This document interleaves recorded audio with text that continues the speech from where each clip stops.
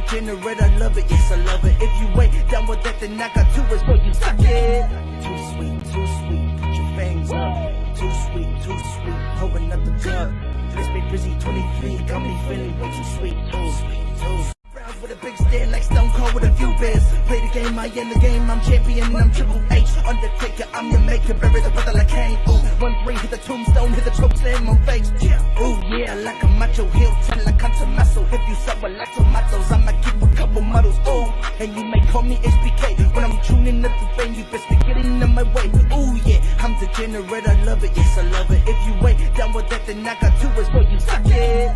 Too sweet, put your fangs up. Too sweet, pour another cup. Let's be busy 23, got me feeling way too sweet, Browns with a big stand like Stone Cold with a few beers. Play the game, I in the game, I'm champion, I'm Triple H. Undertaker, I'm your maker, bury the brother like Kane. Ooh, 1-3, hit the tombstone, hit the choke slam on face.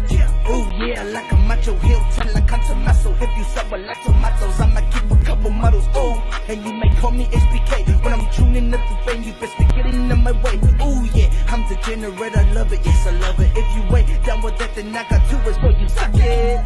Too sweet, put your fangs up. Too sweet, pour another cup. Let's be busy 23, got me feeling way too sweet, Browns with a big stand like Stone Cold with a few beers. Play the game, I in the game, I'm champion, I'm Triple H. Undertaker, I'm your maker, bury the brother like Kane. Ooh, 1-3, hit the tombstone, hit the choke slam on face. Ooh, yeah, like a macho heel, tell like I'm muscle. If you suffer like tomatoes, I'ma keep a couple models. Ooh, and you may call me HBK. When I'm tuning up the vein, you best be getting in my way. Ooh, yeah, I'm degenerate, I love it, yes I love it. If you wait down with that, then I got two words for you, suck it. Too sweet, put your fangs up. Too sweet, pour another cup. Let's be busy 23, got me feeling way too sweet, Browns with a big stand like Stone Cold with a few beers. Play the game, I in the game, I'm champion, I'm Triple H. Undertaker, I'm your maker, bury the brother like Kane. Ooh, 1-3, hit the tombstone, hit the choke slam on face. Ooh, yeah, like a macho heel, tell like I'm muscle. If you suffer like tomatoes, I'ma keep a couple models. Ooh, and you may call me HBK. When I'm tuning up the vein, you best be getting in my way. Ooh, yeah, I'm degenerate, I love it, yes I love it. If you wait down with that, then I got two words for you, suck it. Too sweet, put your fangs up. Too sweet, pour another cup. Let's be busy 23, got me feeling way too sweet, Browns with a big stand like Stone Cold with a few beers. Play the game, I in the game, I'm champion, I'm Triple H. Undertaker, I'm your maker, bury the brother like Kane. Ooh, 1-3, hit the tombstone, hit the choke slam on face. Ooh, yeah, like a macho heel, tell like I'm muscle. If you suffer like tomatoes, I'ma keep a couple models. Ooh, and you may call me HBK. When I'm tuning up the vein, you best be getting in my way. Ooh, yeah, I'm degenerate, I love it, yes I love it. If you wait down with that, then I got two words for you, suck it. Too sweet, put your fangs up. Too sweet, pour another cup. Let's be busy 23, got me feeling way too sweet, Browns with a big stand like Stone Cold with a few beers. Play the game, I in the game, I'm champion, I'm Triple H. Undertaker, I'm your maker, bury the brother like Kane. Ooh, 1-3, hit the tombstone, hit the choke slam on face. Ooh, yeah, like a macho heel, tell like I'm muscle. If you suffer like tomatoes, I'ma keep a couple models. Ooh, and you may call me HBK. When I'm tuning up the vein, you best be getting in my way. Ooh, yeah, I'm degenerate, I love it, yes I love it. If you wait down with that, then I got two words for you, suck it. Too sweet, put your fangs up. Too sweet, pour another cup. Let's be busy 23, got me feeling way too sweet, Browns with a big stand like Stone Cold with a few beers. Play the game, I in the game, I'm champion, I'm Triple H. Undertaker, I'm your maker, bury the brother like Kane. Ooh, 1-3, hit the tombstone, hit the choke slam on face. Ooh, yeah, like a macho heel, tell like I'm muscle. If you suffer like tomatoes, I'ma keep a couple models. Ooh, and you may call me HBK. When I'm tuning up the vein, you best be getting in my way. Ooh, yeah, I'm degenerate, I love it, yes I love it. If you wait down with that, then I got two words for you, suck it. Too sweet, put your fangs up. Too sweet, pour another cup. Let's be busy 23, got me feeling way too sweet, Browns with a big stand like Stone Cold with a few beers. Play the game, I in the game, I'm champion, I'm Triple H. Undertaker, I'm your maker, bury the brother like Kane. Ooh, 1-3, hit the tombstone, hit the choke slam on face. Ooh, yeah, like a macho heel, tell like I'm muscle. If you suffer like tomatoes, I'ma keep a couple models. Ooh, and you may call me HBK. When I'm tuning up the vein, you best be getting in my way. Ooh, yeah, I'm degenerate, I love it, yes I love it. If you wait down with that, then I got two words boy, you suck it.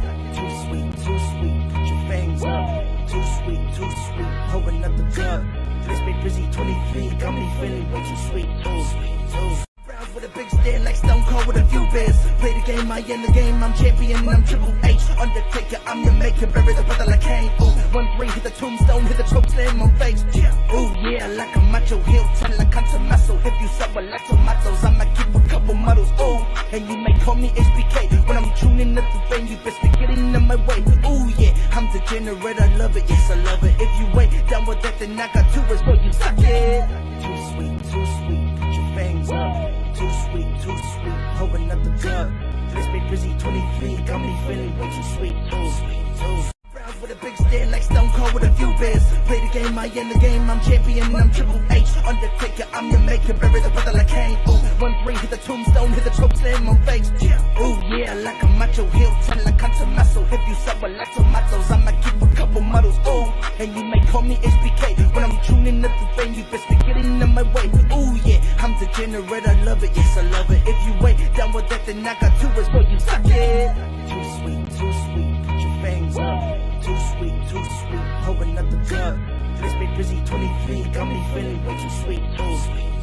Rounds with a big stand like Stone Cold with a few beers. Play the game, I end the game, I'm champion, I'm Triple H. Undertaker, I'm your maker, bury the brother like Kane. Ooh, 1-3, hit the tombstone, hit the choke slam on face.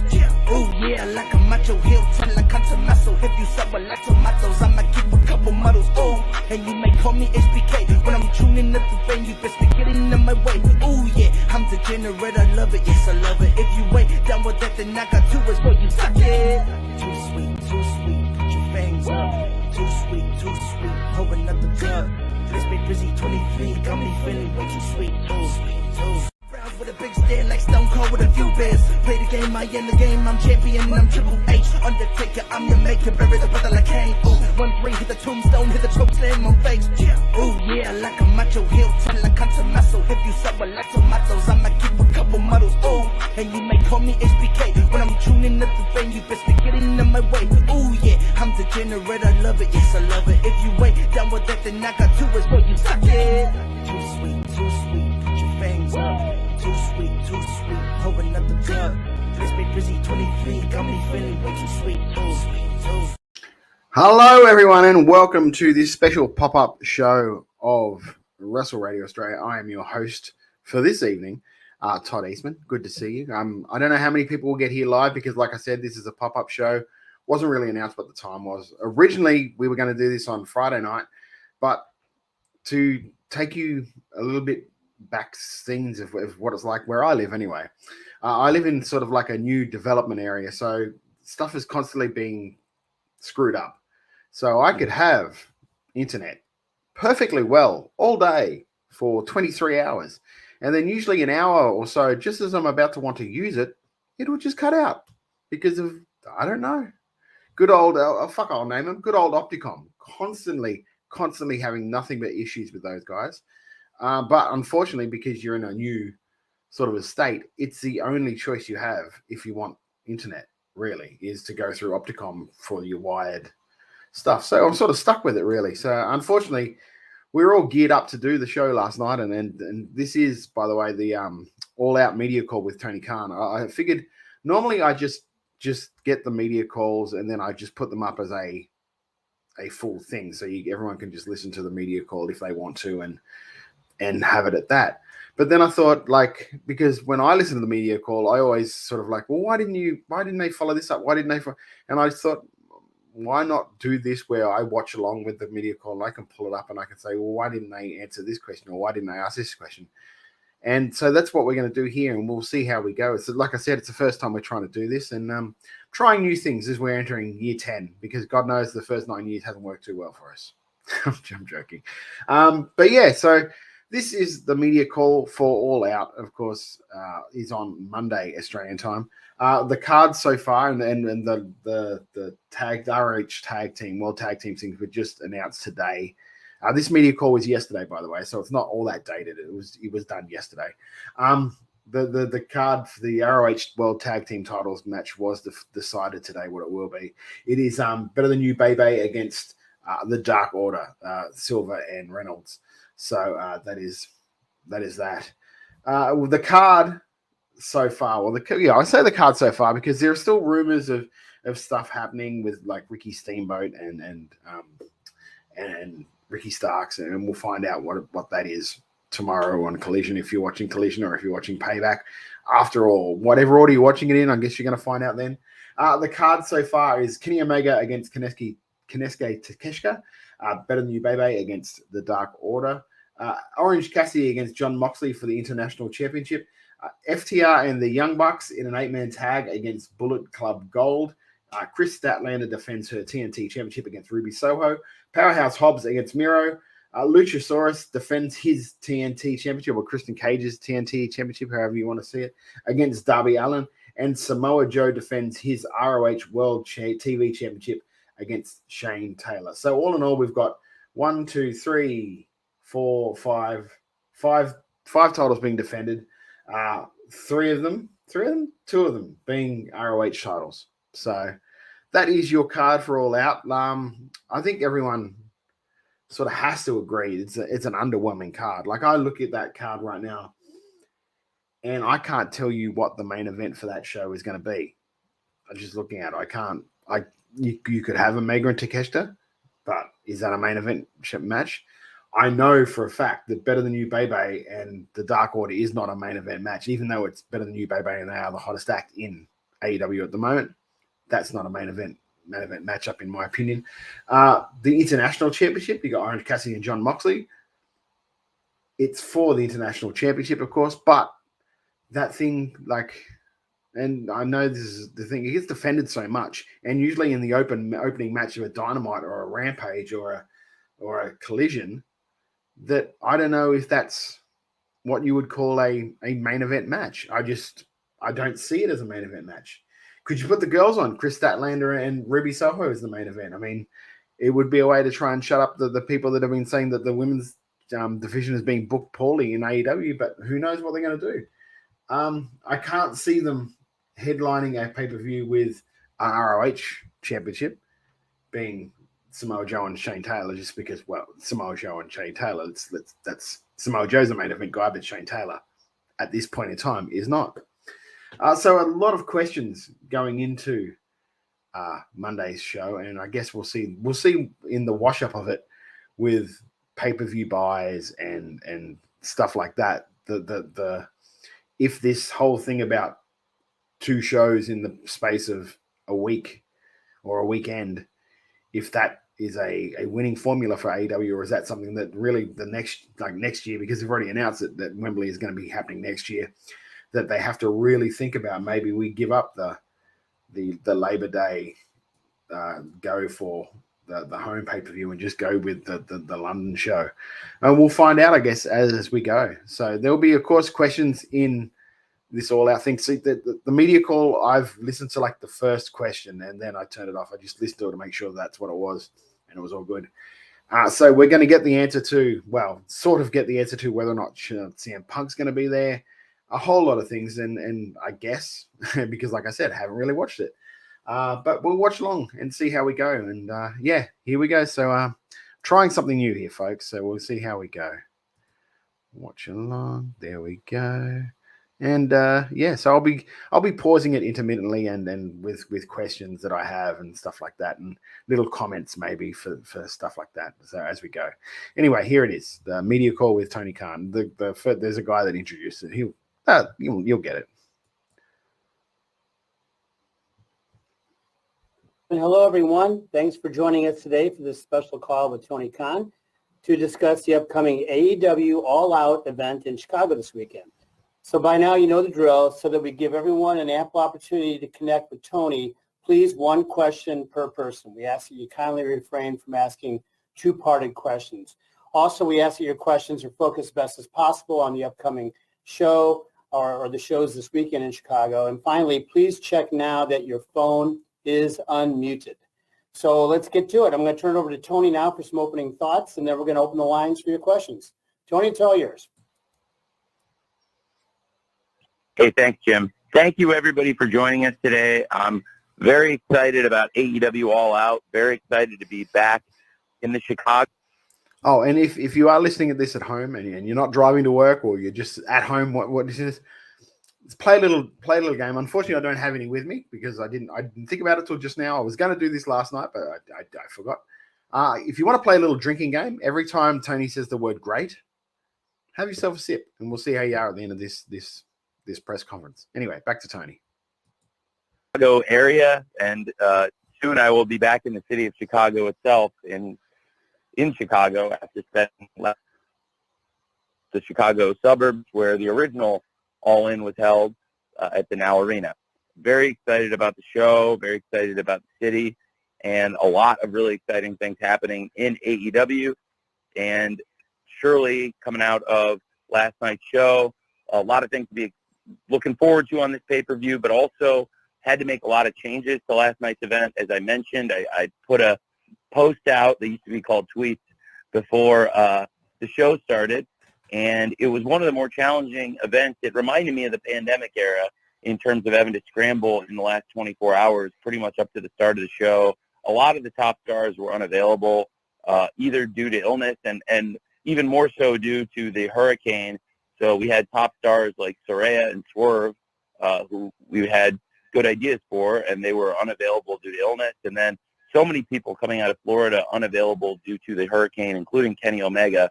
And I would have really liked to have had Kenny Omega there. He's involved in one of the most important matches on the show versus Takeshita, which I'm sure we're going to talk about here. So we would have loved to have had Kenny there, but very excited about the one-on-one Omega versus Takeshita match. We've been looking forward to it a long time, and it's something I know Kenny has been looking forward to for a really, really long time. Speaking of the pandemic era, that's when he first asked me about bringing Takeshita into AEW several years ago in an empty Daily's place. So very exciting to come from an empty Daily's place to earlier this week, Wembley Stadium, setting the record for pro wrestling, the most tickets ever sold for any event. And what a way to come back to America now, back where it all began. So I'm really excited to talk to you about it. Just wanted to point out some of those things. And with that, Jim, please take it away, sir. All right, will do. Okay, Tony, we're going to start with Jim Varsalone from the Miami Herald.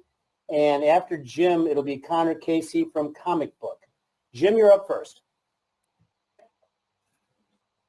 Thank you. Congratulations on All In, 81,000 plus 10 million. I wish I could talk more about that, but I just have to ask, will CM Punk be part of All Out? It's a great question, Jim. I really appreciate you asking.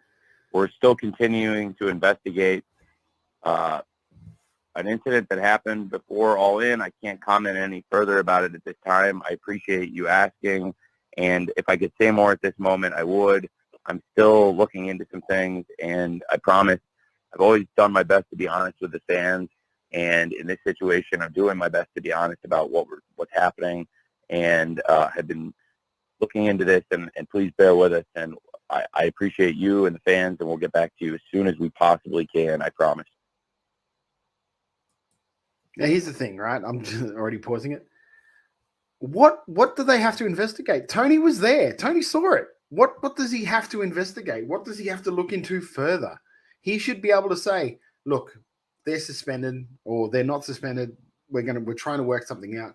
Or just be at least like what I don't get what the investigation is. And this is the one thing I don't like about these media calls is that there are no follow-up questions. So he gives his question and that's it. You can't follow up on anything that he says. And you sort of have to hope that the next person might follow up on it, which they never do because they usually have this one question that's in their mind and they're going to say that question no matter what. So that's the thing that frustrates me is like, what investigation? What do you need? Like, Tony, you were there. You were there. You saw it. You apparently monitors crashed on you. So you knew what happened. You've talked to Punk. You know what's going. You know what you're doing. And the whole thing about he wants to be honest with the fans and all that. I get that, and I think that's really cool if that's really his intention. But is it more that he's going to be honest, or he doesn't want to really hurt ticket sales going into Collision and All Out? Because if they pull something like pull CM Punk from it, then you could say maybe ticket sales will sort of stagnate or freeze, because it is in Chicago. Let's face it, it's Chicago. I don't think Jack Perry's selling an extra ticket, but CM Punk definitely is in Chicago. So that's the thing that annoys me, when there's no follow-up questions to statements like that. I wish I could answer more, but I can't. Why can't you answer more? Why can't you do? You say it's your investigation, but you were there and you're the boss. Like we said on Wednesday night show, somebody needs to be the dad there, and Tony's still not the dad. He's still their friend. And until he decides he's going to be the dad and tell them that you can't do something, you're suspended, or this is what people have paid to see you, so you're going to do this show, and then after that, you're suspended. Something to that effect. And even if he just intimated that, then that would be fine. But to say, it's an ongoing investigation, I can't really comment more. And because let's face it, that's what he did in Brawl Out, and they never really brought out in that what the details of the investigation were then. There was never that. There was these guys are suspended and CM Punk is suspended, but he was injured anyway. So what's the suspension when you're injured? Anyway, question 2. Here we go. All right, Jim, there you go. Thank you for that question. Connor Casey from Comic Book is next. Connor will be followed by Steve Fall from 10 Count. Connor. Hey, Tony, appreciate you taking the time today. You mentioned some of the hurdles that getting last night's Dynamite presented, whether it be illness or travel.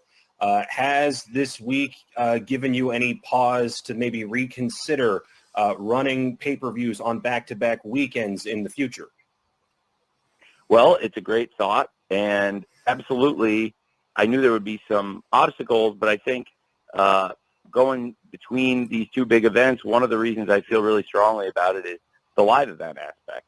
And we've built live events that draw really, really well, and these are going to be, obviously we're following up what last week is the biggest gate in the history of pro wrestling. And it's hard to go back from looking at a $10 million gate, a gate that was actually over $10 million paid, one of the very few times that's ever happened in sports, entertainment, or pro wrestling. And I think it's a huge, huge milestone. And then it's pretty amazing what's happening this week, because we've got massive gates still coming this weekend, and very excited about the real estate we built here. I think it'll be interesting to see next year where these events live and how they're presented. And that was something we were having the conversation about earlier this year on the path to creating AEW All In. And, of course, All Out is one of our signature events. Where will these events live next year? It's an interesting question. There will be an All In 100%. It will take place at Wembley Stadium August 25th. And it will be a historic night for us to go back to where we set that great record. And All Out is a really important event for us as it stands. I think it's a big part of Labor Day weekend. I think in the future, who's to say what platform these events will live on, but I don't think it's unheard of to run major events close together. Some people have done major events in the same venue or the same city back-to-back, and that doesn't pose the same logistical challenges. But I think in this case, it's a unique circumstance of the working calendar, that you have a 3-day weekend in England, the bank holiday that we were just able to utilize to create the biggest business day in the history of pro wrestling, and then come back to a place where we've had all this success, and it's going to be Labor Day weekend, and it's going to be an exciting time, and it's really an important holiday for a lot of people here in America. And I think All Out, we've built a great tradition now over the years. It's our 5th All Out event, and it should be a great show, and I'm very excited to go back to the United Center, which has been one of our best venues. Thanks. All right, thanks, Connor. Steve Fall from 10 Count. Pardon me. Steve Fall from 10 Count. You're next, and Steve will be followed by Bill. Sorry, I'm just going in like. So what's the date today? It's the 2nd of September. So where are we? This was on the 29th of August. was the last post for the tickets for All Out. Just to keep people updated what it is.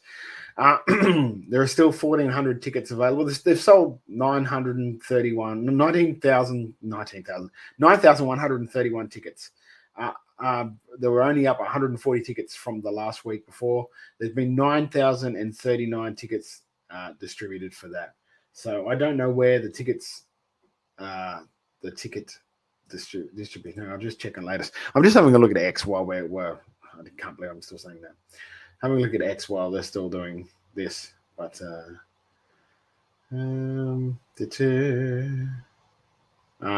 just looking now.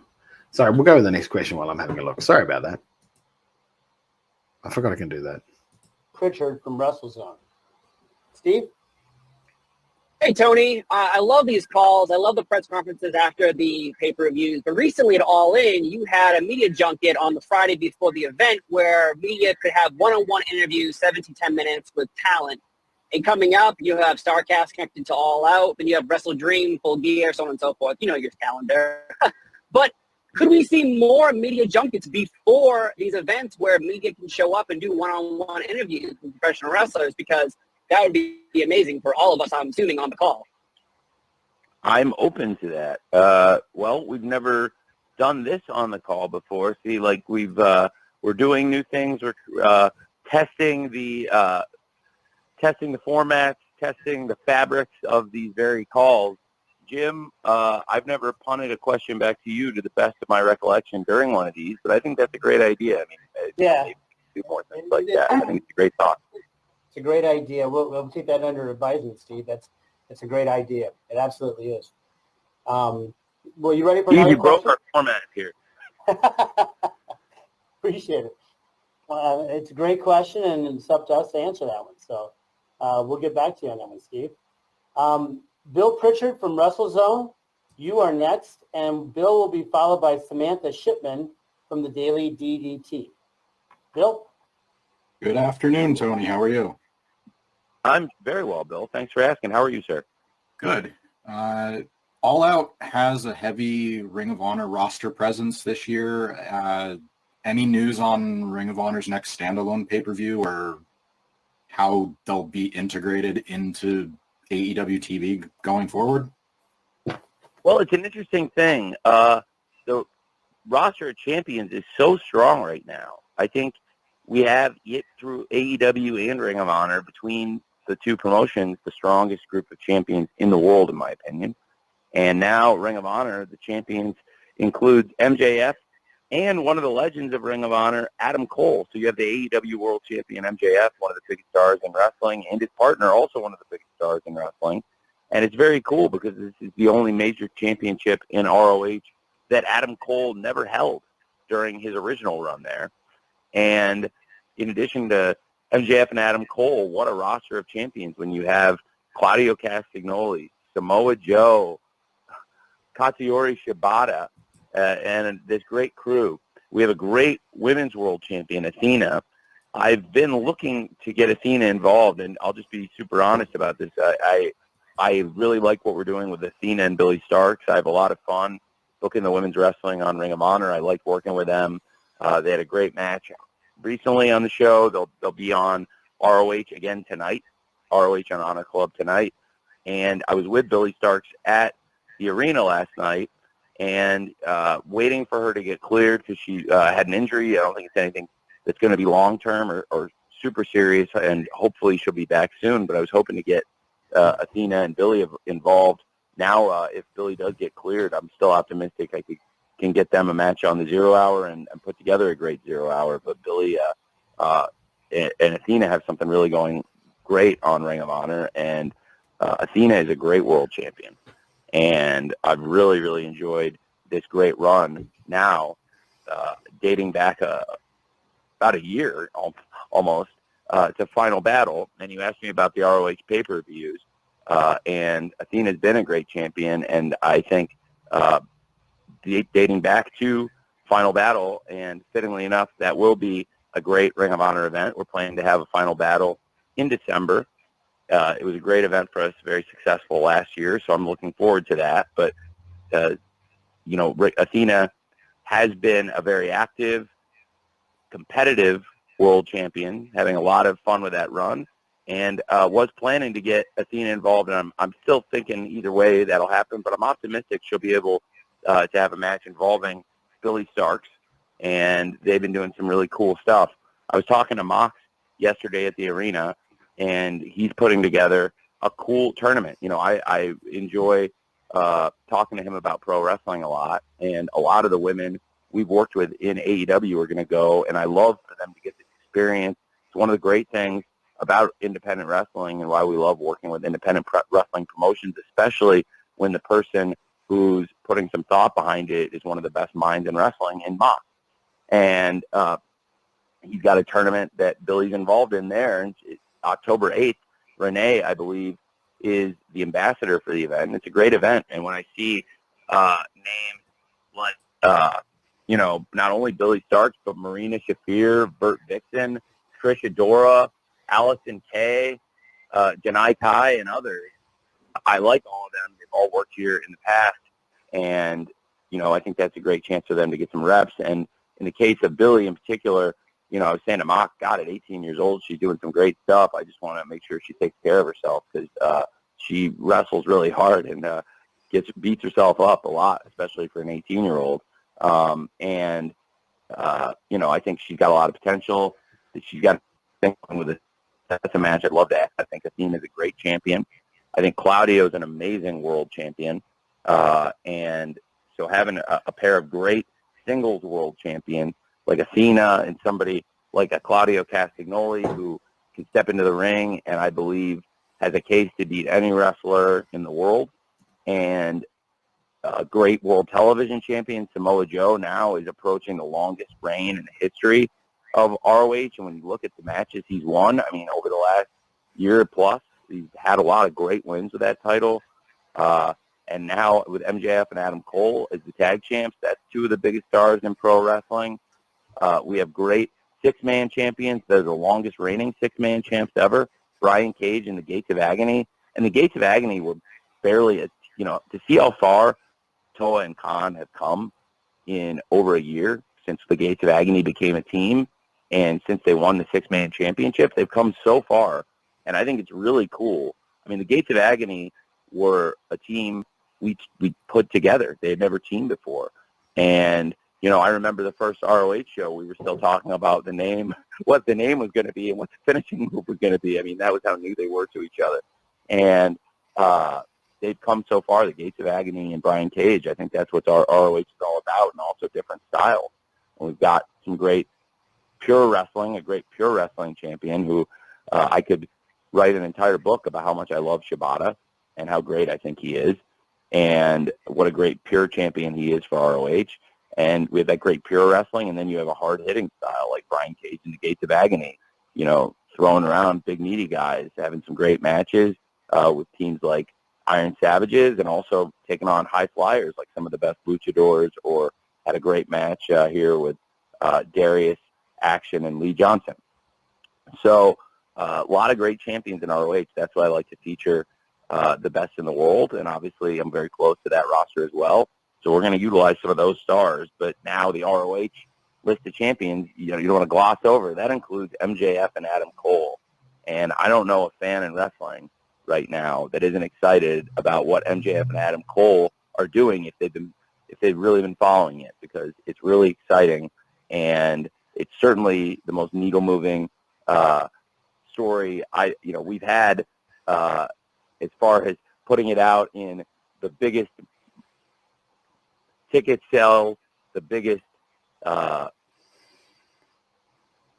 paid fan attendance in the history of pro wrestling in the main event. Maybe have a drink every time he says a that lot too. of great things happening there, and that's why I wanted to get that crew very involved, and I thought it would be great to have a lot of them involved on this all-out event and feature some of the top stars across wrestling, across these two events, All In and All Out, and that's kind of what some of the thinking was for those ROH champions, and why I think, you know, they're in a strong position right now.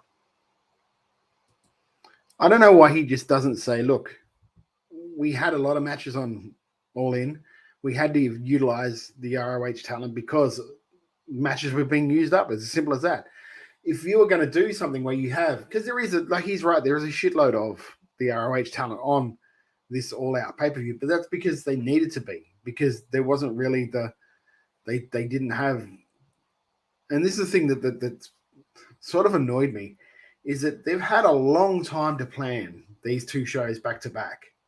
So he's had a long time to work out what he needed to do for these two things, and to have it so it's like, let's face it, All In, great card. It was a very good card.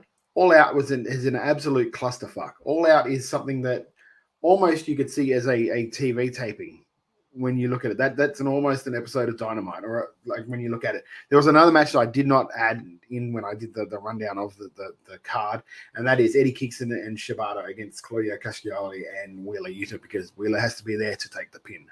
That was me being facetious. But like he's right. And the problem, not the problem, I tweeted this the other day, and because I've been trying to rack my brain, because I love the original Ring of Honor. I love the original Ring of Honor. Absolutely biggest fan of it. And when Tony Khan was bringing it back, I thought, thank God it's not going to go the way of the dodo. It's not going to die, because that was my fear, is that it was going to die. And at least with Tony, it was going to continue on. I'm getting very much like WWE ECW vibes when I watch Ring of Honor TV, because it's not Ring of Honor TV, it's AEW Light, if that makes sense. When I watch Ring of Honor, I don't want the glitzy stages. I don't want the big screens. I don't want like well lit. I want the poorly lit arenas. I want wrestling to be the star of that, because that for me is what Ring of Honor was. Ring of Honor was where the wrestlers went. Ring of Honor is basically what Tony Khan promised us AEW was going to be: sports-based wrestling, and that's not what AEW is. Let's face it, that's not what AEW, the main thing is.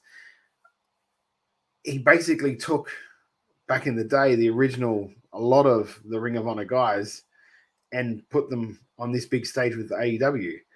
And sometimes that stuff works, and sometimes it doesn't work. It hasn't hit in a lot of cases. It has hit in a lot of other cases. So for me, I just can't watch Ring of Honor with the same love that I used to watch Ring of Honor back in the day. Like, I'll go back and I'll still watch like 2011 to 2016 Ring of Honor. And I love that sort of era. I love the Kevin Steens, the Genericos, the American Wolves, the Briscoes doing their thing.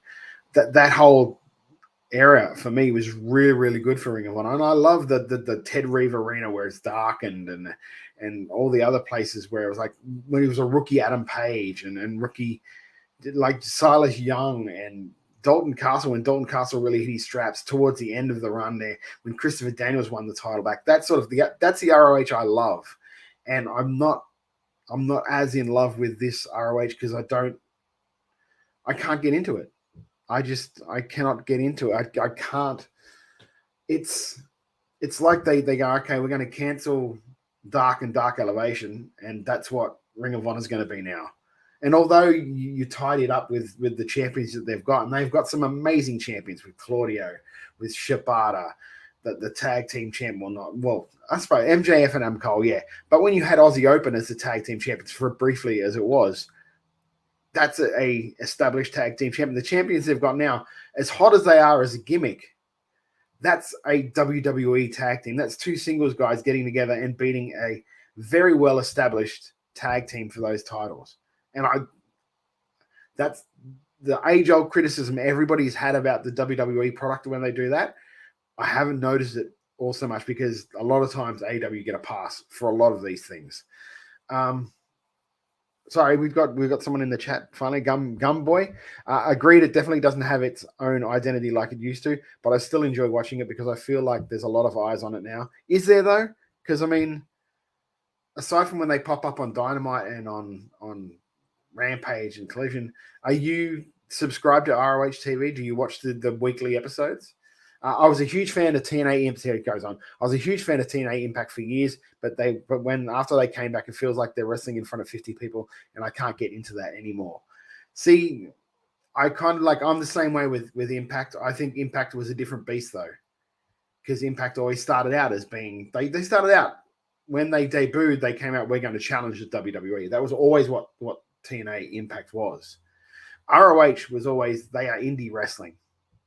They are the standard bearers of independent wrestling. Whereas you had your PWG, which was the Young Bucks version of wrestling, which is not a lot of selling massive high spots, like stuff to pop that crowd that was in Reseda, which is good because there's always a market for that sort of thing. I don't know how big that market is worldwide. You know what I mean? I don't know what the appeal to that is worldwide. Whereas like for a certain clique, for a certain niche market, that is very, very appealing. It's very appealing for PWG. They do a lot of, although they still have no idea how to market themselves with this whole, we'll put a DVD out 3 or 4 or 5 months later, to that is, yeah, it's different. Sorry, Gumboy continues. It's about the vibe in the room rather than the broadcast for me.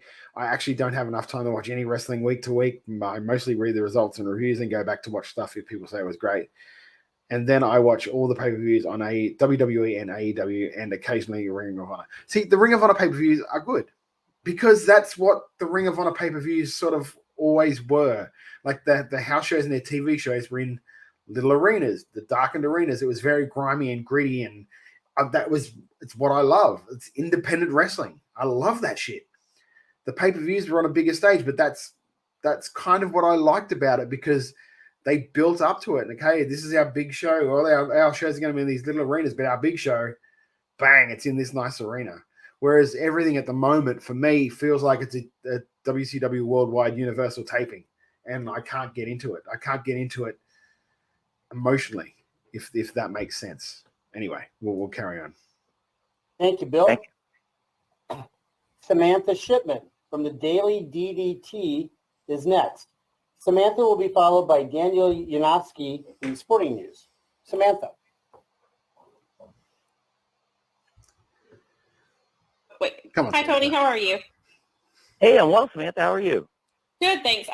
Bill kind of took that, or I guess you actually answered my question. I was going to ask about Athena and her involvement this weekend and if we'd see any of that. So that's good to hear. So I'm going to pivot my question, what I was going to originally ask you. So last week you mentioned Wrestle Dream, and that would be something that's coming up to honor Antonio Inoki. With that, could we, since, in the last year or so, we've seen the creation of the IWGP Women's Championship and also the Strong Championship. So will we see women involved in Wrestle Dream, and would either of those titles potentially be defended on Wrestle Dream? I would love for that to be the case, and I'm optimistic we can do that. So I've been talking to New Japan about potential involvement in the show, some of the top men and women that can be involved, and I would really, really like that. So that's certainly something to pay attention to. I think one of the great stars that's been involved in New Japan Pro Wrestling, who I have a ton of respect for, is Mercedes Moné. And I think we have a good relationship, and I also think she is one of the greatest wrestlers on the planet. And it was great to have Mercedes Moné at AEW All In. She's not available to wrestle right now, but when she does wrestle, I think she's as good as anyone and one of the best in the world. I have so much respect for her as a competitor. And certainly, she's one of the top stars in the world. I don't know that she would be physically cleared at that time. I'm not expecting that because she had a major injury, but when she is cleared, that's somebody we're really interested in working with. And also, she's had great experiences in New Japan. She's been a great champion there. And I think that's something to keep an eye on also in the future for both companies. And I definitely would love to have involvement from New Japan, from the men and the women, and get as many of the IWGP champions and the Strong champions involved in the show. And, of course, the Strong title has been featured in AEW before. When Willow was the Strong champion, we featured the Strong women's title, and now featuring the Strong men's title with Eddie Kingston as the champion. Thank you. Thank you. Okay, now I need to call bullshit on this because he announced this card, this dream card, which is going to be a Antonio Inoki tribute show. but it's on the same date as there's like a road to something in New Japan, and all of the top wrestlers from New Japan are currently booked on that tour, booked on that show. So aside from the wrestlers who are based in America, I don't know how much of an involvement they're going to get in these shows. I don't know how much, and I believe Shimmer's got a show the day before or something like that. So I can't see that they're doing. I don't understand his logic here with booking this stuff before maybe talking to a New Japan, like before talking to New Japan and going, what are your dates for this? Because I'm thinking about doing this here. Do you have these people available? Unless he's already organized something and he's going to pull a rabbit out of the hat. I was listening to a podcast earlier this week, and they rattled off the names that were unavailable to be on the tour, and it is virtually pretty much the whole of the upper card of a New Japan roster are working that tour. So I cannot see this Wrestle Dream having this many people. And then just the fact he's going, I'm very optimistic this is going to happen. I'm very optimistic that I'm going to get these girls. I'm very optimistic. None of it's going to happen if there's a show the day before for Shimmer, and if there's a road to, because New Japan are going to look after New Japan before they look after anything else. 100%. And you expect them to, because they're the ones paying these guys. And for Tony to go out there and still say, I'm really hoping to, because he's hoping to sell tickets. Anyway, there's stuff like this, and that's the thing too, because I'll bet, because I still haven't listened to this, so just for everyone's information, I have not listened to this going forward, but I bet you the next question is not a follow-up on that at all. Thank you, Samantha. As promised, Daniel Yanofsky from Sporting News is next, and Daniel will be followed by Dominic D'Angelo from Inside the Ropes. Daniel. Hey, Tony. How you doing today? Hey, I'm very well. How are you? Pretty good, thank you. This is why I'll never be on one of these having media the idea of all in and all out close to one another. I was wondering, due to potential price issues that people may have, you see online, there may be people talking about it, and potential streaming ideas for the future. Would you consider doing a bundled deal for all in and all out at some point? I know if you can't really talk about streaming options, but it just seems that it's been a growing topic on social media lately. Well, do you ever watch Get Smart? Have you ever seen the show Get Smart? The TV show Get Smart. I don't know if you ever watched that show. So would you believe that I tried that? In this case, when Max Smart says that, it's not always the case. He's exaggerating. But in this case, I did. I really thought that would make a lot of sense, but it was not something that was viable across all the cable carriers. It's not something that's really been tried. Except they did it on It's Fight. crazy to say this, but Dynamite is a thing that I've been writing on paper and I've wanted to do since I was 12 years old. And Dynamite always led up to pay-per-view events.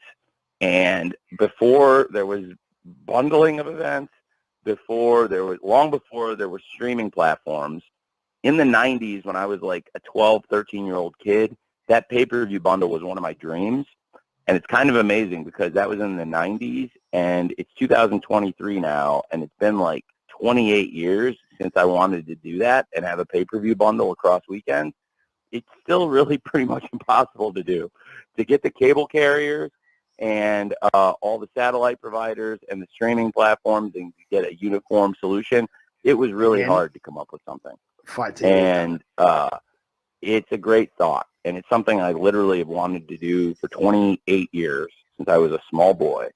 And the reality is it would have been impossible then, and I would have thought that it would be a little bit easier technologically, but in the long haul, I would like to find a way to create that. It was something I was hoping to find a way to create this year, or utilizing streaming. And the things that have been tried and true are, first of all, live events in pro wrestling. And from a live event standpoint, this is going to be the biggest month in the history of AEW by far, right? I mean, pretty obvious, because a $1 million gate is great in pro wrestling. And very few people ever in pro wrestling have achieved a $1 million gate. Last weekend, we did something that a lot less people have ever done, and is the true rarefied air. And I thought we were Yes, living that's right, high Alex. on the Alex Hogs. I Fire had thought said we not were only that five bundled really four together, it would have been 5 if they'd announced doing all something in ahead of special time. all these years Exactly. with $1 million gate. And it's true, we were. Very few people have ever done that. That is wrestling history. But you know what's cooler than $1 million gate is a $10 million gate, to paraphrase the Social Network. So that bundle is a great thought. I'm very sympathetic to what people are saying. And in the future, I think streaming could make that type of thing an easier solution in the future.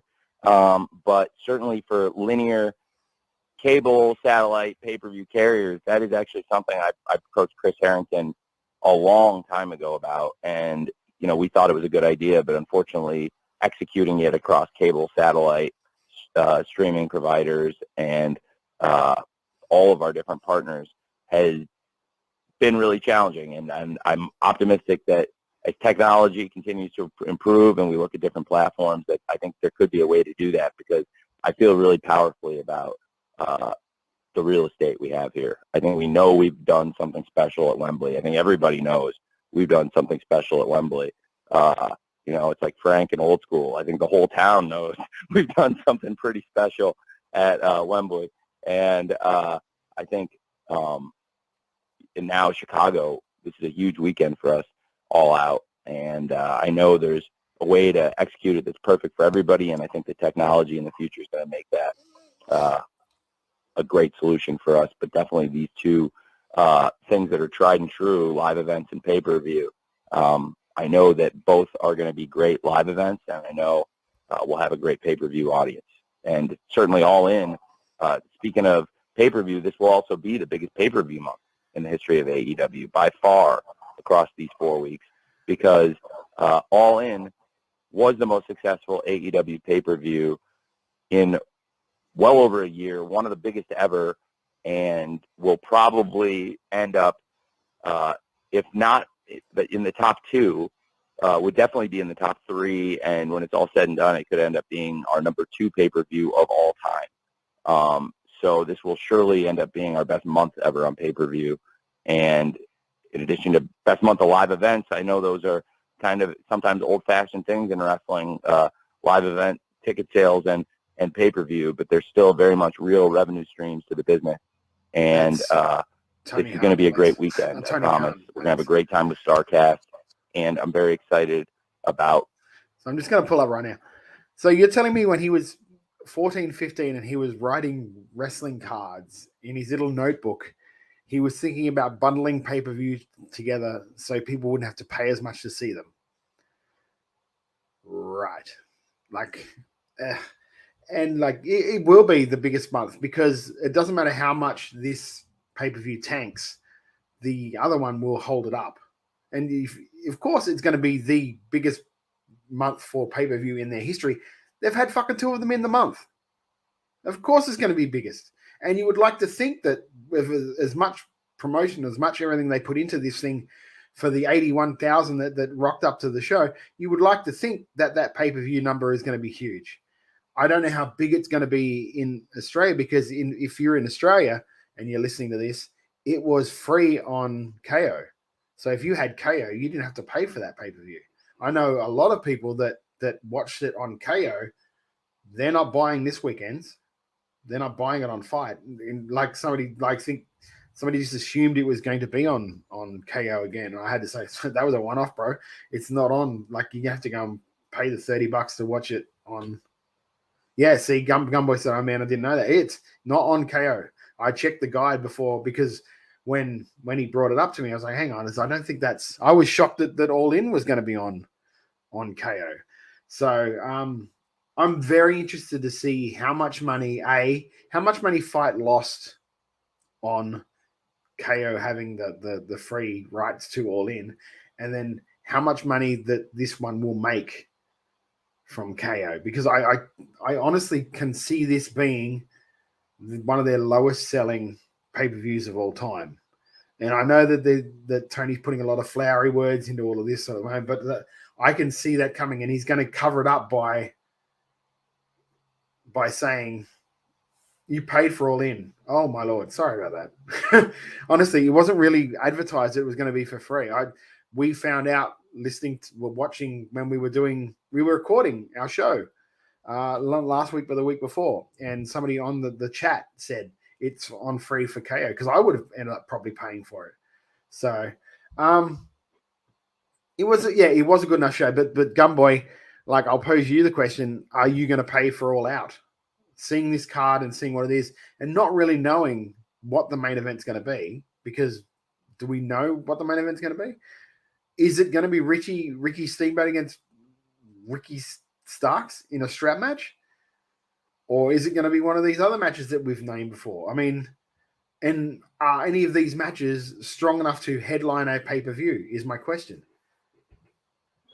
Alex says, while we're at it, I really hope between this and Wrestle Dream, they aren't having a pay-per-view a month moving forward. Only if you get a pay-per-view a month. I think eventually the model they're looking for is like a monthly card. I think that's the way that I've heard is the way that Warner Brothers Discovery is trying to push them towards doing.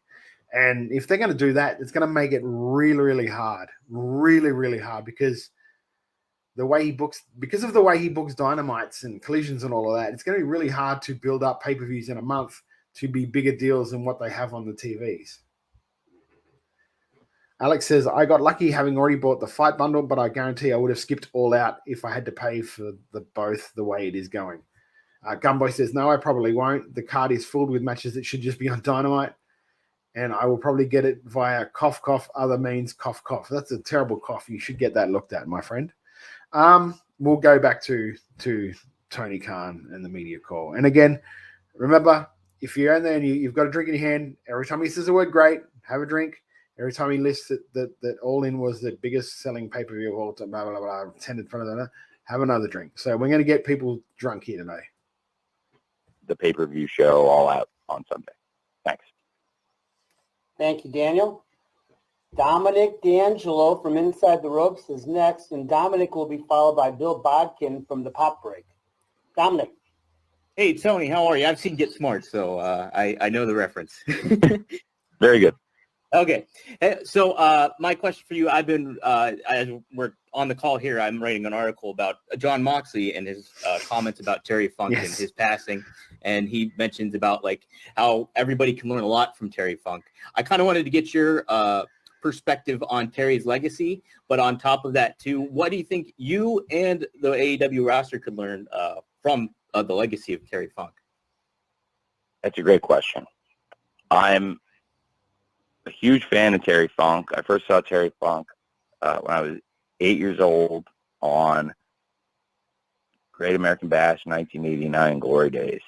And I thought it was some of the greatest stuff I'd ever seen. I rented the tape from Blockbuster Video, and then I started calling every Blockbuster Video and every video store in Central Illinois. And there were lots of different unaffiliated video stores and mom and pop shops back then. And there's a lot of surrounding towns. And my parents did not particularly love or even like wrestling, but they were very cool about my love for it. And so they let me buy three I remember going to video stores all over looking for more of those 89 WCW pay-per-views because I just had to see more of this guy. And he is one of the greatest wrestlers I've ever seen in my life. I didn't get a chance to know him personally. In these later years, it was something I was interested in. It's one of those things I'll always regret, not having that chance. Tommy Dreamer mentioned he wanted to get us together at times, but there were a couple times where he tried to put it together and it just didn't work out. But we were obviously, everyone knows Terry Funk and Tommy Dreamer are very close, and I'm very close to Tommy Dreamer.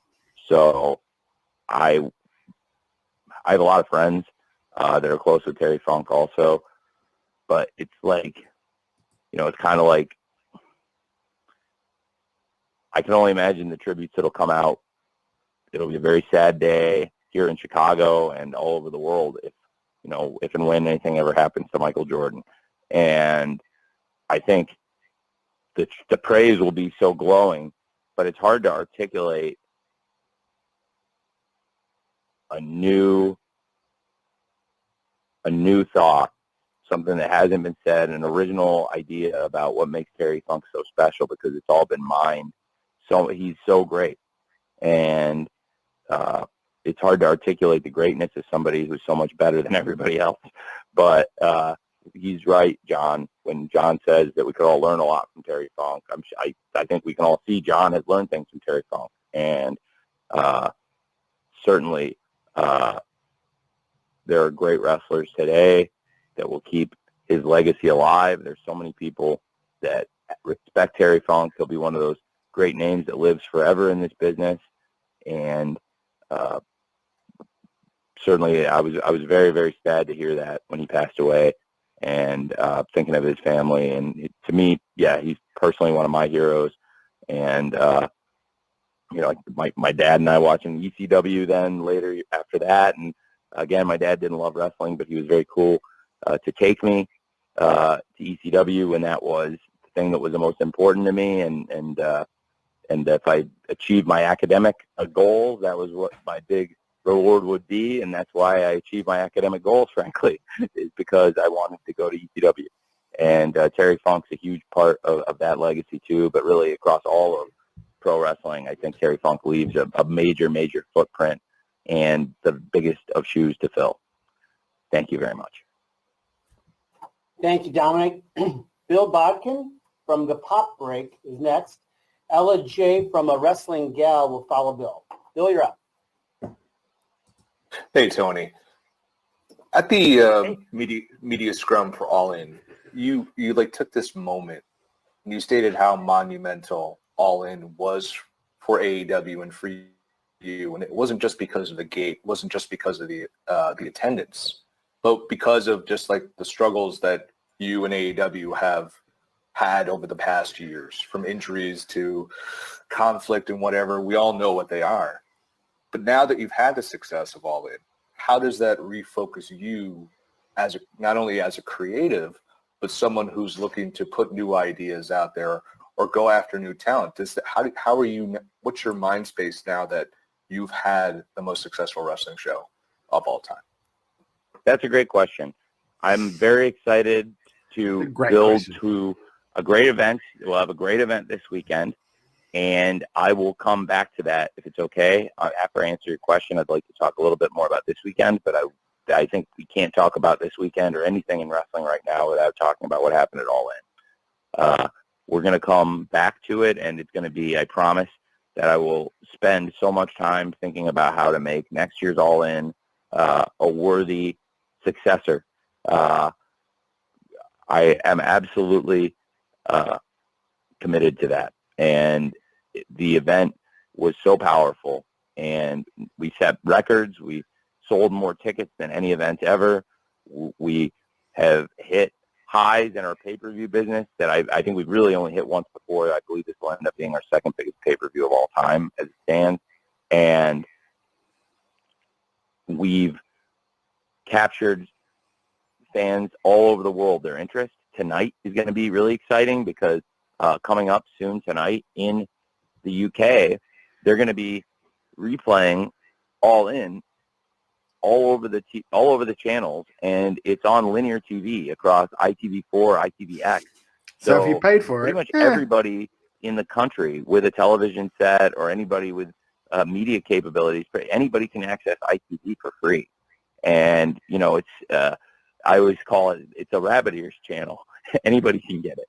And rabbit ears has come a long way. I mean, that's one of those things I saw firsthand in the past decade. Is I can't believe how much easier it is than when I was a kid, when we would switch off satellite for the local TV channels. And certainly there was a big difference. I would rather watch stuff on my satellite than the local TV channels because the reception was much better. And to see how far it's come in recent years for people with what are effectively now digital rabbit ears. And so anybody can watch ITV, and just now answer the whole country's going to be there. able to see it. And I think that's really special. So very excited about that. And coming off the event, it's inspirational, but I also think it inspires other people. Talking to wrestlers outside of AEW, I think there's a whole new perception of what it means to go to AEW. You know, the show we delivered, look, everybody before All In would have said, I believe, that there's a spectacle in wrestling, and every wrestler's dream, you know, when they were growing up, there was no AEW. And a lot of people would say that, you know, the only spectacle, and for many years, was WrestleMania. And I think a lot of people would argue that, like, WrestleMania at its heights, like the Silverdome or a lot of the stadium shows, that Starrcade never reached that pinnacle. And I can say that we've done a show that generated more revenue than any Starrcade ever, and that is AEW All In, and it sold more tickets than any WrestleMania ever. And Well, really, the staging was grand. I think next year, one thing I'll look at, maybe the set.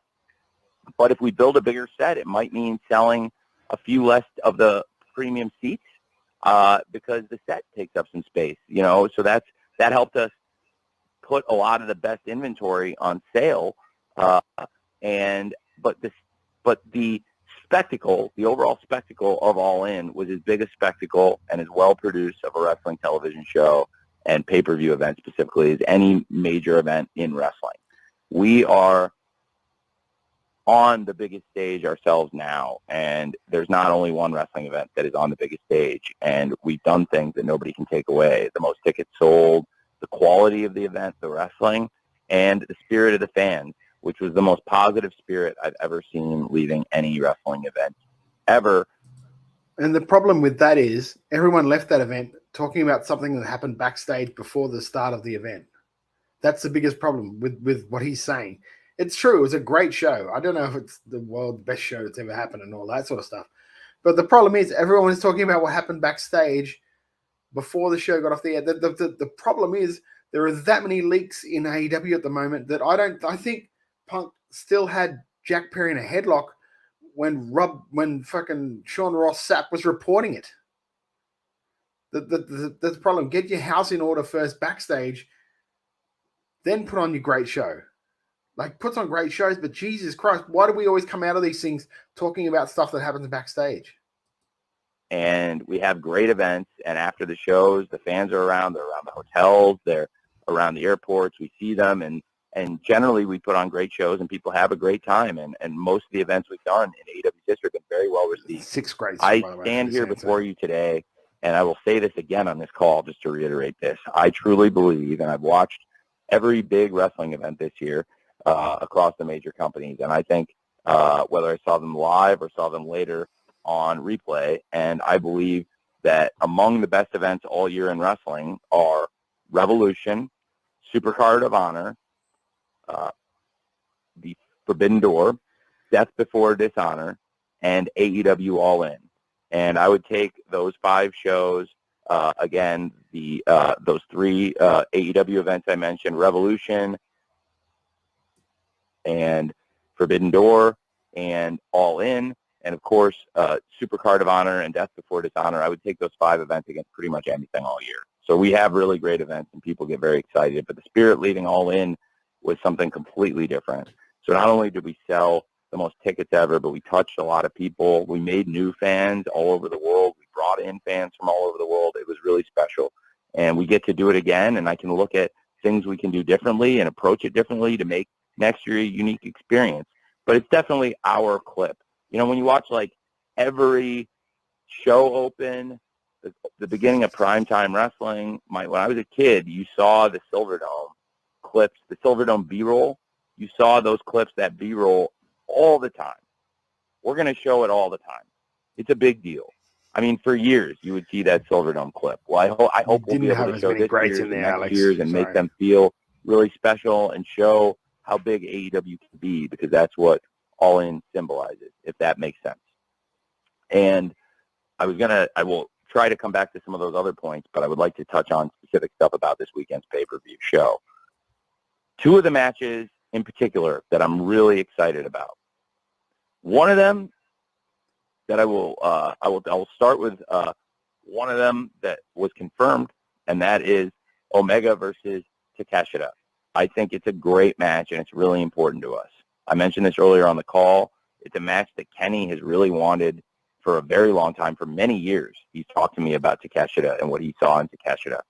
And for Takeshita to betray Kenny, for Don Callis to betray Kenny and go with a younger man, a bigger man, a more physically imposing in some ways man, and turn on a guy that he practically raised, a guy that he helped bring to the championship, and now he's trading him in for a younger model.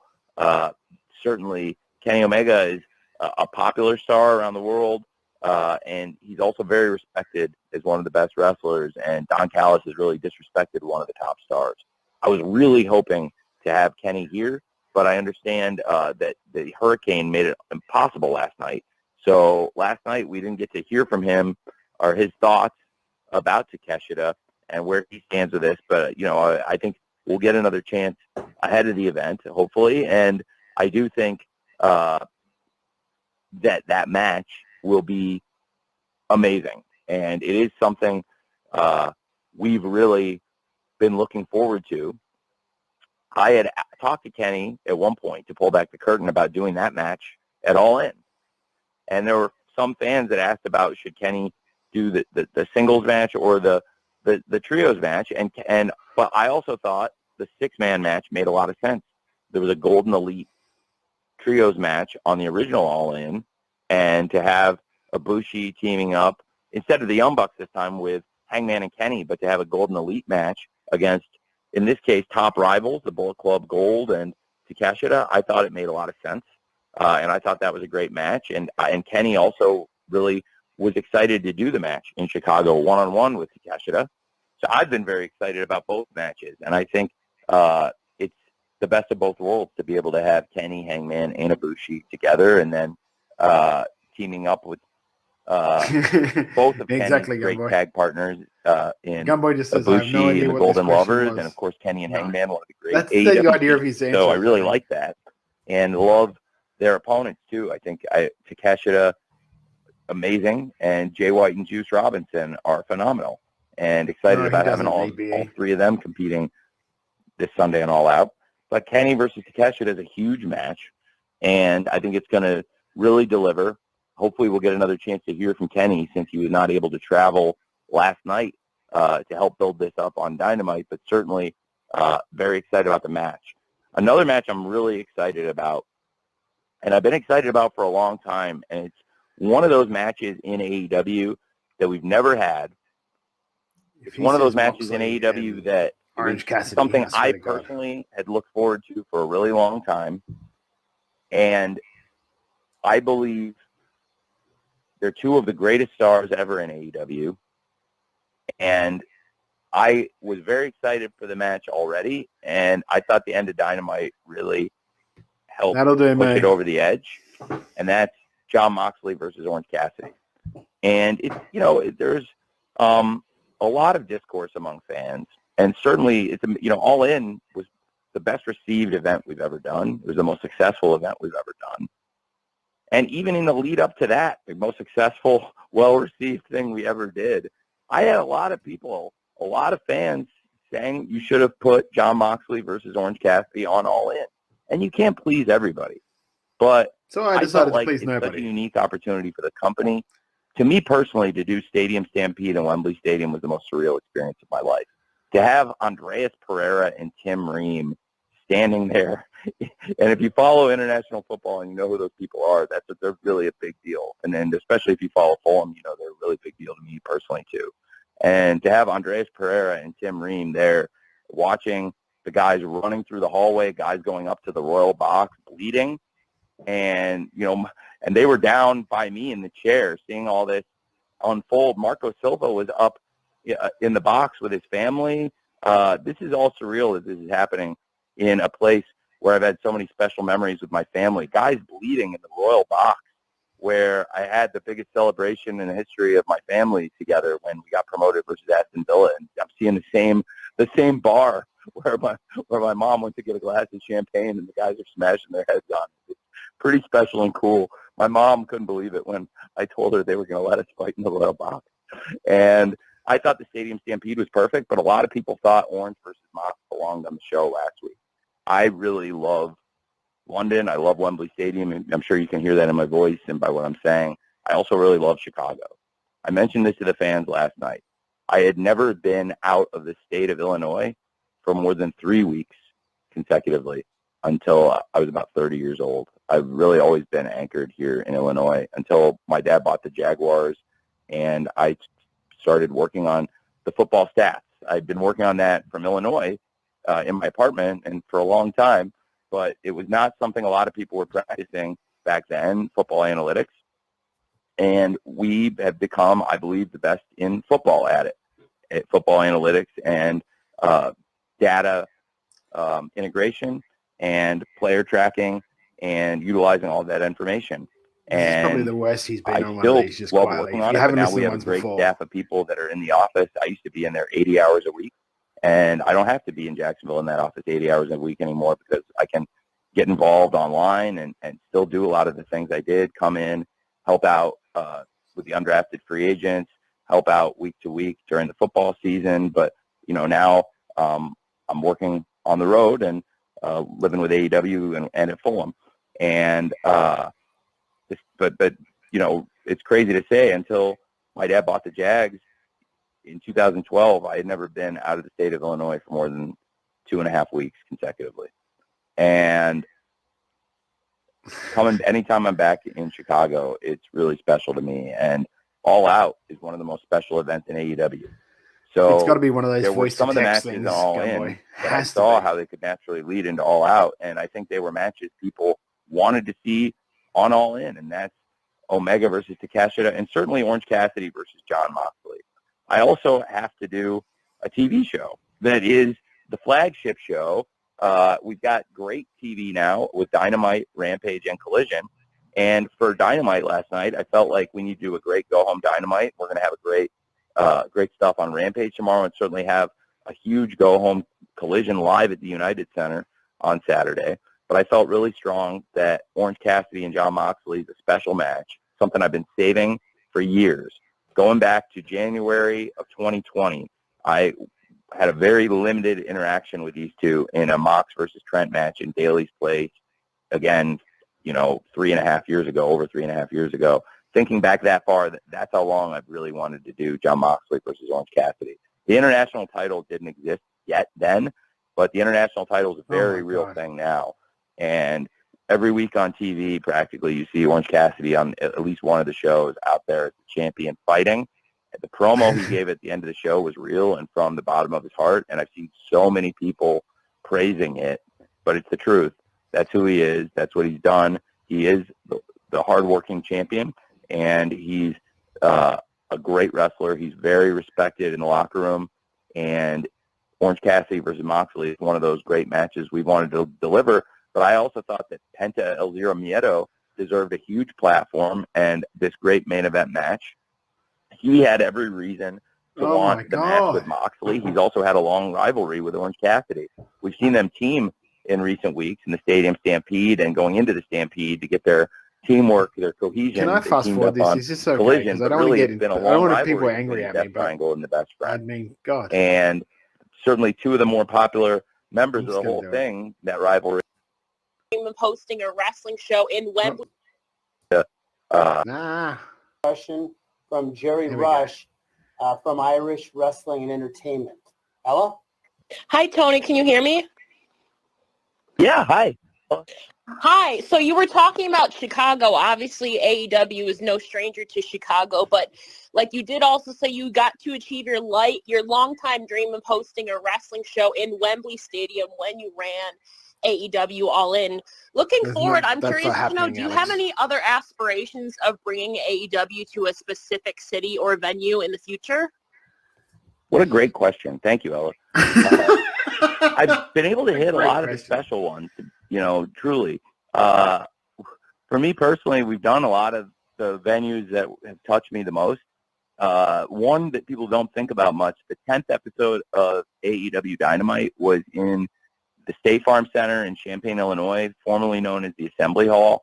It's crazy because we've done hundreds of Dynamites now, but I've also seen a few hundred basketball games in that venue. And also the first wrestling I ever saw was in that venue. And it was really cool to go there. The United Center is one of the real special sporting venues. We've done great events there. And, of course, this Sunday we'll have a great event there that I'm excited about. Wembley was one of the biggest things. Jacksonville, I didn't know how soon it was going to happen. It happened a lot sooner than I've expected. Hi, Gunboy. Thank you for joining us. Like I said, I didn't expect We've anyone to never really put join in fans today. in So TIAA this was banks, just so or I could get it excuse me, up now on it's Everbank the Field, podcast and that sort of thing. where we did the Stadium Stampede. Thank you for We joining have me, had a lot Gunboy. of great events in Daly's Place in Jacksonville. Wembley was one of the biggest for me. Another one we've done that was a lifelong goal. It's still crazy. We've gotten to do so many of them. Thank you, Ella, for making me feel great about all the great stuff we've been fortunate to do. The Forum. And the Forum is one of my favorites. And I grew up, I haven't a lot of time to watch TV. I want to get back and watch this season 2 of Winning Time because I grew up as a big fan of the Lakers. And I kind of like some of the 80s wrestling. I just missed it and came in on the back end of it. You know, Magic Johnson and Hulk Hogan, both of them were kind of coming off a big run in 1991 and then slowed down a little bit for very different reasons. And but then I spent a lot of my childhood going back and watching the stuff they'd been doing in the 80s, whether it was the NWA and Crockett with Ric Flair, or the WWF with Hulk Hogan and the Macho Man, or 80s basketball and renting old videos and watching classic games with Magic Johnson's Lakers against Isaiah Thomas Pistons and Larry Bird Celtics and all those great teams. And the Forum was a dream venue for me, and we've run that. So that's another really special one. Arthur Ashe was another one, and we go there, and that's a dream. And so we have all these places, and it's still cool because we get to go back to them, and every time I go, it's surreal. So now I have to think of another one, and I don't know. It's a great question. We've done so many of the best ones. There are more so than most people. The Ted DiBiase gimmick, he has seasonal residences, and I've been fortunate to live in a lot of different places. So there's a number of places I would call home here in Chicago and L.A., Jacksonville, and, of course, London. And I've been fortunate to do events in all those places. I'll keep thinking about it, but now I'm glad you asked because you really pushed me to think of something else that will tug at my emotional heartstrings as much as all of those did. Thank you, Ella. Thanks, Ella. And thanks, Ella. Jerry Rush was due to be next, but Ella's question was essentially Jerry's. So we're gonna move down the queue here. We've got about 5 more minutes to go. So this is the lightning round. Brandon Thurston, we're gonna call on you next. And if there's time after that, we're gonna go to Stephanie Chase from Digital Spy. And if there's time after that, we'll see what's up. But right now, we're gonna go with Brandon. People, Amy Nebedy didn't Thanks. ask a question here. I was just wondering if I could follow up on the first question. You're respecting you can't say a lot about the CM Punk situation, but would you be able to say that you'll give an answer by Sunday? I'm sure a lot of fans are wondering whether Punk will be on the show before they hit the purchase button on Sunday. That is my goal, and I promise that is what I hope, that we have a resolution. And I don't expect a full resolution, but I at least expect some more information by then, and I'm going to keep working on it. It's a challenging situation, to say the least, Brandon, and not something I was hoping to be dealing with, but I really appreciate you asking. Thank you. Geez, those questions are real quick, aren't they? Those ones he doesn't really want to answer, real quick. Spy, you are next, and we'll follow Stephanie. In Chicago, EBE, a lot of people. From Women's Wrestle Talk. Steph? Hey, Tony, how are you? Sorry, I'm very well. Thank you for asking, Stephanie. Here's the thing, right? Everyone is painting Punk as the massive bad guy in this thing, but let's look at who everyone is. It's Dave Meltzer, Brian Alvarez, and look, it hit me today. Dave Meltzer and Brian Alvarez are pretty much the Elite's media wing. Anything the Elite want out as a narrative, they will push that narrative. Like, I don't know how many different stories have come out at the moment from Brian Alvarez on how different ways this fight went down, and all of them paint Punk in a less than favorable light. And from day one, as soon as this thing happened at Brawl Out, they were on Punk. There was never anyone, well, maybe the Elite shouldn't have went to the dressing room. There was never any of that from Meltzer or Alvarez. Never any. It was always like, well, this is what Punk did. Punk did that. Punk did this. Punk did that. Then, Punk comes back and starts talking about them straight away. I can't believe they did that. When the Elite's first match, they laughed and they made points of the Bucks making fun of CM Punk in that first match they had back as a trio. But that was okay. But Punk coming out and saying other things, that's not so much okay. That's he should know better. This is what infuriates me about it, because it's so very clear, and I can't see how other people aren't seeing this. They are basically the media wing for the Elite. Anything that Jeremy and Max Buck want out, it happens. It happens through these guys. And because they've got so much of a equity, people take it as gospel. I do not trust anything about that, especially because I'm privy to a lot of other stuff that some people don't hear, and it's through a lot of other people from years of being in and around the business, like in Australia. You meet people, and from people that have come down on tours and stuff, you get to know them, and sort of like, so you hear stuff that happens backstage that you're not allowed to say, because if you say it, it's sort of letting out who you would have got it from, or roughly who you would have got that sort of things from. And it's not the people that you would probably suspect I would be getting news from, because those people don't really tell me anything, because they know they don't want to put me in that position. It's other people that I hear from. And like the stuff I've heard about the Bucks in particular makes me, every time I hear these stories coming out, I'm just like, yeah, okay. Because I know what they're like. And they've positioned themselves now where they're teaming up with FTR, because that makes them look like they've completely absolved of this, and they're letting other people do their dirty work for them. It really infuriates, for someone who like, I sort of see through all this shit. It really, really is infuriating, because as far as I can see, and as far as I can tell, I think Punk is just trying to make things better. And because the other guy that sits behind the monitor and answers questions 10 minutes in 10-minute blocks doesn't want to step up and be the dad about these things and go, look, guys, this is what we need to do. He's taking it upon himself, evidently, to do that. And people don't like it, because they don't like being told what they're doing probably isn't smart, because they think they are the smartest people in the room. And that's my 2 cents on it. Well, I'm just about to watch the All In replay here on ITV4, and it was such a huge success. You've announced it for next year.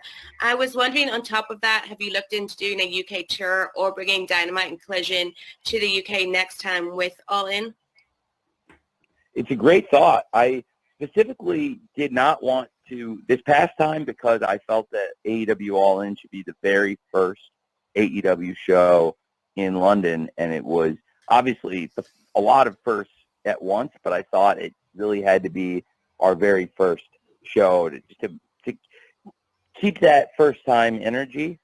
And it's a great familiarity that the fans had with our product through television, and I'm sure many of them had traveled over the years to shows as well, but certainly largely through the power of ITV and our streaming service on AEW Plus on Fight. I think the penetration of AEW in the UK really showed, because our first event ever, and you have just tens of thousands of people across a massive stadium, and you've got a crowd that of over 81,000 paid fans, that many of whom had never been to an AEW show before, but were completely familiar with almost everybody on the card and their stories and their signature moves and signature moments in the matches. And I thought the crowd participation was amazing, and it was a real testament to how avid fans are in the UK. And given that great fan avidity, certainly in the future, I think that could make sense. It was just something in this year, in particular, I felt like All In should be the first AEW show ever in Europe. And I thought that made it even more powerful, and it was a lot of firsts all at once. And it all came together to be the greatest evening I've ever been a part of, although for a lot of you in America, it was a great day. Probably not an evening, especially on the West Coast. It was early in the day. and I was curious how it would work as a pay-per-view. It worked incredibly. Also, just as an aside, sorry, EBE put up a thing before. I really wonder how much people actually care about Punk at this stage. Punk is still the AEW's top merchandise seller, so obviously, apparently, a lot of people do. In the future, more events over there. That's something I certainly consider, and as long as I can keep 100% of that focus on AEW All In. Thank you very much, Stephanie. Okay, thanks, Stephanie. So as promised, we got time for Nikki Bushi from Women's Wrestle Talk, and then let's finish up with Sean Ross Sapp from Fightful. Nikki.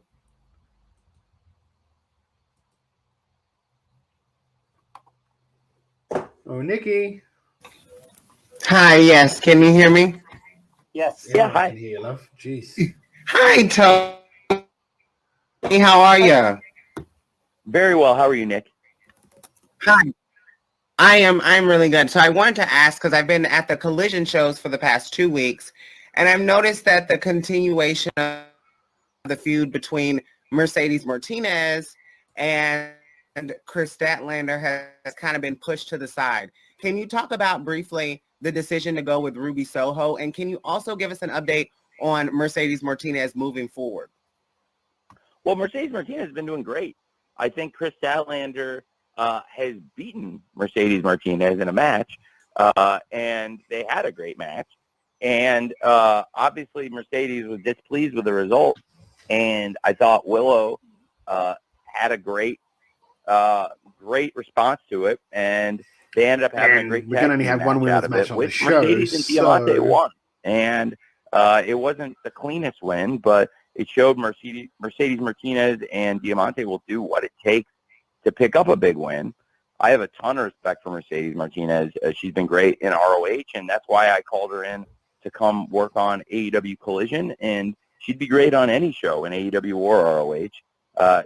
She came to me and mentioned that she'd have some interest in working with Diamante, and I thought it was a great idea. They had a great history together, and I loved the match they had. I thought they did great, and they had a great tag team match with Willow and Chris, and then the singles match, we just had with Willow and Diamante was excellent, but I think there's a lot of possibilities coming out of it. I would say Willow and Mercedes would have a great one-on-one match, and in particular, I think the winner of Chris Statlander versus Ruby Soho, whoever is the TBS champion coming out of All Out, would have a great list of challengers potentially lined up to face them, and certainly Mercedes Martinez is somebody who could be a great challenger for the TBS championship at any time. But to your point, I think it was a good match,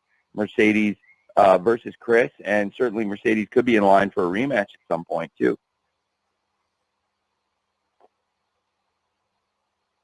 Thanks. Thank you, Tony. Thank you very much. Awkward. Nikki. We're going to squeeze in Sean Ross Sapp to finish up. Sean Ross Sapp from Fightful. Hey, Tony, thanks for taking the time. There were reports that you had spoken with CM Punk before AEW All In, and he expressed maybe some frustrations. Is that true? And would any of that have affected this card, the direction of it, or the booking of it, completely separate of what is being investigated right now? I think we had good plans that had nothing to do with the incident. I think we've been having great shows on Collision, and really a hot run of events. Forbidden Door was a great show, and coming out of Forbidden Door, I think it's been a really exciting summer, and I've been really happy with everything. I was really happy going into AEW All In. I thought I didn't ask if you were happy. Job on all the shows. I think the event itself had a great card, and it was the most positively received event we've ever done. I'm really grateful to everybody who wrestled on the show and everybody who helped set the show up. And the lead into it was great. I thought we had a great Wednesday TV. It was really, in my opinion, it was one of the best Wednesdays. We had a great go-home show on Dynamite and then had a great go-home Collision.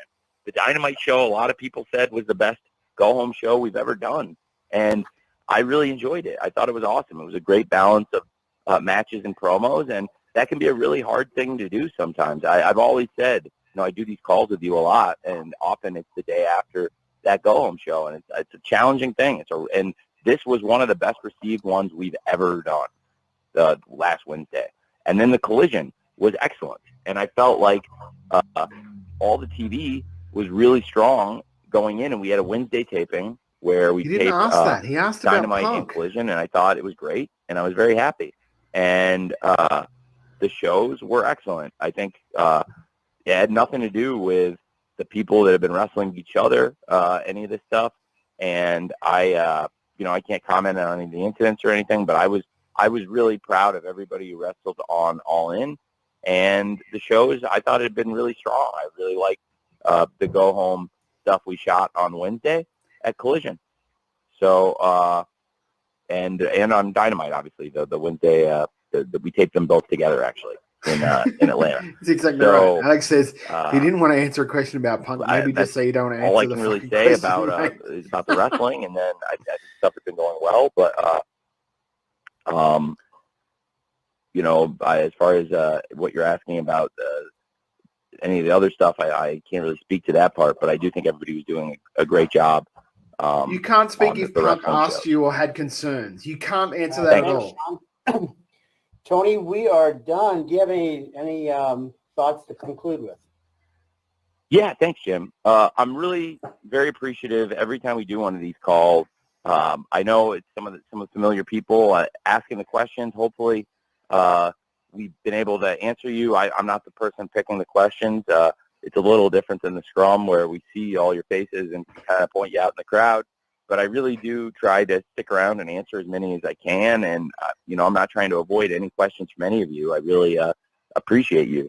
And I know that your coverage, each and every one of you asked a question today or came to scrum or even if you've never come to one of these and you just recap them, all of the people who cover AEW, who cover pro wrestling, you're the ones who are linked to the fans in many ways. You're the ones who Alex Farhat said, like, good Lord, Triple H would have probably just cut Sean off. And, it's not your job to be a fan of pro wrestling. But Sorry, I know a lot of you are that fans this is going to be on podcast as and well. coming out of this week, having something so special as AEW All In, it's a really great time for the company. And there's a lot to be excited about. And I'm very fired up to go back to the United Center. Even if there have been some challenges in the backstage, I do think there's stuff I'm very excited about on the card and big matches to look forward to. I didn't get asked about it specifically, but I think it's a big deal to have Young Bucks and FTR teaming up. For a long time, nobody thought they would see that in pro wrestling, and these are not best friends.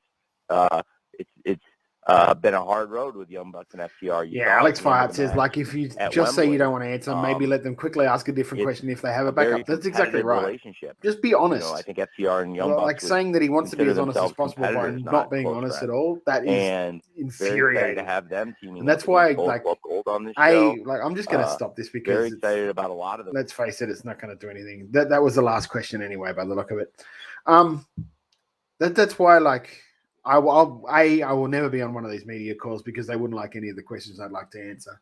I'd like to ask. And B, like, you don't get a chance to follow up. So he will not answer the question. Like, if you've listened to this, he doesn't really answer the questions for the most part. He just says what he wants to say and then moves on from that. Like, and it's infuriating when like, if you're wanting to get this certain answer, like Sean Ross Sapp then asked a fine enough question, and it wasn't anything infuriating, like anything incriminating at all. It was, did you talk to CM Punk beforehand?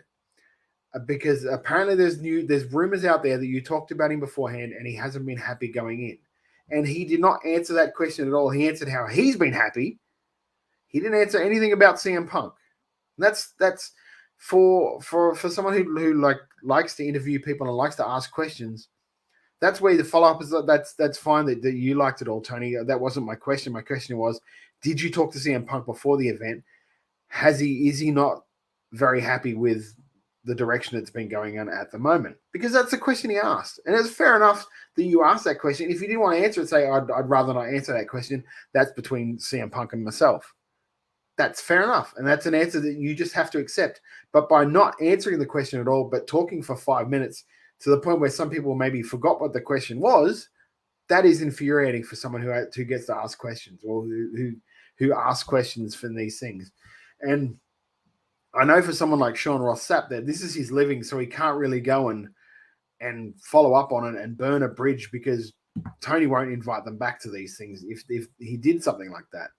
So I can understand why Sean Ross Sapp wouldn't put his foot down in that scenario. Whereas me, this is not how I make a living. This is just a passion project for me. So I would continue to try and ask that question. I would probably, unless they mute you straight away, which I don't know, they maybe do. As soon as you ask the question, they may be muted, so you can't do these follow-ups. Something I would try to follow up with him on. That is it for the press conference, the media call. Thank you for everyone joining in. I'm sorry this was supposed to be Friday night as you're listening to this, but like I said, I had internet issues here in the great state of Queensland and could not get online. We will be back here on Thursday night where we recap. I think it's Thursday night. It could be another night. I'm not too sure. Actually, I'll get back to you on that one because I think it got changed during the week sometime. We'll be back next week anyway with the review of Payback, the review of. We'll talk about for what's going on with Punk by then, because like he said, he's hoping to have an answer by Sunday. We'll find out, I guess, by then. Until then, follow us on all the socials at Russell Radio AU, Russell Radio Australia on Facebook, twitch.tv/Russell Radio Australia. Give us a follow, a subscription if you want to try and help us pay for some of this stuff. That'd be great. You can follow me on @BeastEastman, where I usually put myself in hot water on a very, very regular occurrence. But until next week, I'm Todd Eastman for Wrestle Radio Australia. We will see you guys then. With a big stand like Stone Cold with a few beers. Play the game, I end the game. I'm champion, I'm Triple H. Undertaker, I'm the maker. Bury the brother like Kane. Ooh, 1-3, hit the tombstone, hit the choke slam on face. Ooh, yeah, like a macho heel.